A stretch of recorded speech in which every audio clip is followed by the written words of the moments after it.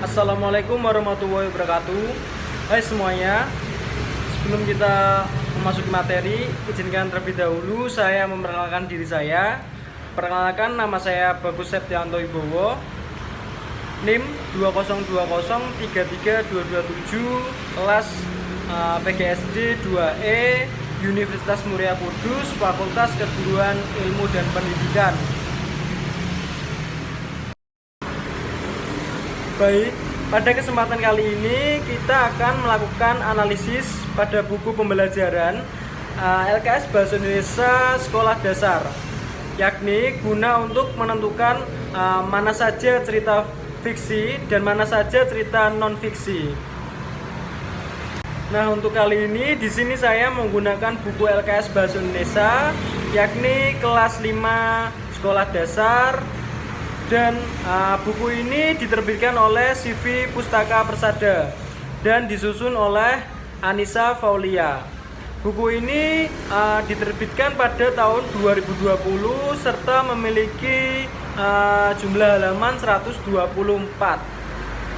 Dan selanjutnya, untuk mengetahui contoh mana saja dari cerita fiksi dan non-fiksi, untuk sebelumnya kita akan mempelajari tentang pengertian fiksi dan non-fiksi terlebih dahulu. Baik, fiksi adalah sebuah prosa naratif yang sifatnya imajinasi atau karangan non-ilmiah dari penulis dan bukan berdasarkan dari kenyataan. Ada beberapa jenis karya seni yang termasuk dalam tulisan fiksi. Di antaranya ada novel, cerpen, drama, sinetron, ada mite, film komedi, cerita fabel, dan lain-lain. Dan berikut adalah ciri-ciri tulisan fiksi. Fiksi sifatnya rekaan atau imajinasi dari pengarang. Dalam fiksi terdapat kebenaran yang relatif atau tidak mutlak. Umumnya fiksi menggunakan bahasa yang bersifat konotatif atau bukan sebenarnya. Karya fiksi tidak memiliki sistematika yang baku, serta pada umumnya karya fiksi menyasar emosi atau perasaan pembaca, bukan logika. Dalam karya fiksi terdapat pesan moral atau amanat tertentu. Selanjutnya, non-fiksi. Non-fiksi adalah suatu tulisan yang isinya bukanlah imajinasi atau rekaan dari penulisnya. Dengan kata lain, tulisan non-fiksi adalah suatu karya seni yang sifatnya faktual atau berdasarkan kenyataan dan mengandung kebenaran di dalamnya. Contoh dari tulisan non-fiksi yakni ada esai, jurnal, laporan ilmiah, pidato, buku ensiklopedia, dan lain-lainnya. Serta berikut ciri-ciri cerita non-fiksi. Yang pertama ada penggunaan bahasa yang formal. Yang kedua, sifat kata yang digunakan denotatif, yaitu kata-kata yang mengandung makna sebenarnya. Dibentuk dan disusun berdasarkan fakta yang ada dan harus bisa dipertanggungjawabkan kebenarannya. Untuk keempat, tulisan berbentuk tulisan ilmiah populer. Dan yang terakhir dari ciri-cirinya yakni menyajikan ilmu pengetahuan kepada pembaca. Baik, selanjutnya kita akan menganalisis bacaan fiksi dan non-fiksi menggunakan 3 konsep, yakni afektif, kognitif, dan psikomotorik.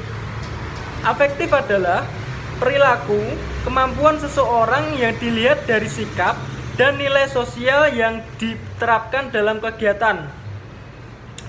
Kognitif adalah sebuah istilah yang digunakan oleh psikolog untuk menjelaskan semua aktivitas mental yang berhubungan dengan persepsi pikiran, ingatan yang memungkinkan seseorang memperoleh pengetahuan. Serta psikomotorik adalah domain yang meliputi perilaku gerakan dan koordinasi jasmani, keterampilan motorik seseorang. Dan selanjutnya kita akan menganalisis cerita fiksi dari buku tersebut. Yang pertama ada cerpen yang berjudul Senangnya Menolong. Bisa ditemukan di halaman 38 sampai 39.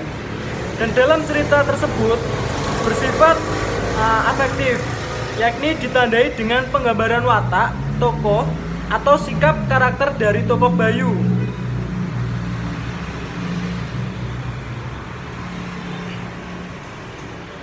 Dan selanjutnya, bacaan fiksi yang kedua, yakni ada cerpen yang berjudul Musyawarah Menyelesaikan Masalah.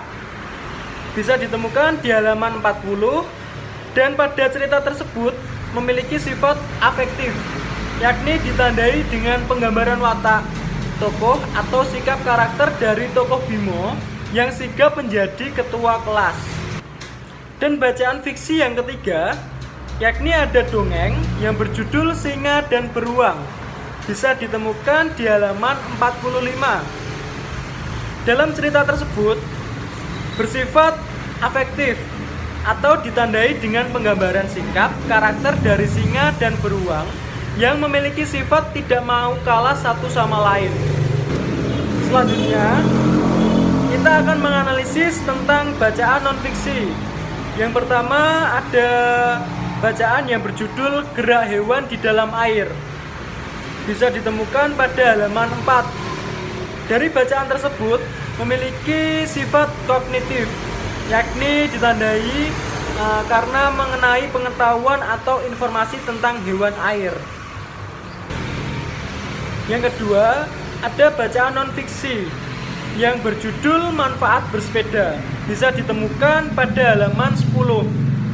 Dari bacaan tersebut bersifat kognitif dan psikomotorik karena berisi tentang pengetahuan dari memahami sesuatu hal dan keterampilan yang berhubungan dengan aktivitas fisik. Dan bacaan non-fiksi yang ketiga, yakni berjudul Posisi dan Sikap Duduk yang Benar dan Sehat. Bisa ditemukan pada halaman 18. Dari bacaan tersebut memiliki sifat kognitif dan psikomotorik karena berisi tentang pengetahuan dari memahami sesuatu hal dan keterampilan yang berhubungan dengan aktivitas fisik. Dan bacaan non-fiksi yang keempat, yakni berjudul tentang Sejarah Bahari Nusantara. Bisa ditemukan pada halaman 19. Dan dari bacaan teks tersebut memiliki sifat kognitif karena berisi tentang pengetahuan suatu pemahaman sejarah. Dan bacaan non-fiksi yang kelima, yakni berjudul Ekosistem. Bisa ditemukan pada halaman 95 sampai 96. Dari bacaan tersebut juga memiliki sifat kognitif karena berisi tentang pengetahuan suatu pemahaman, yakni ekosistem sebagai tempat makhluk hidup. Jadi kesimpulannya, dari buku ini terdapat 20% bacaan fiksi dan 80% bacaan non-fiksi. Di dalam buku pembelajaran ini juga bersasaran bagi siswa sekolah dasar untuk kelas 5 SD sudah tepat.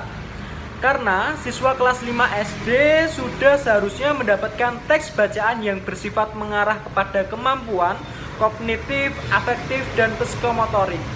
Baik, cukup sekian pembahasan dari saya. Kurang lebihnya saya mohon maaf sebesarnya. Terima kasih. Wassalamualaikum warahmatullahi wabarakatuh.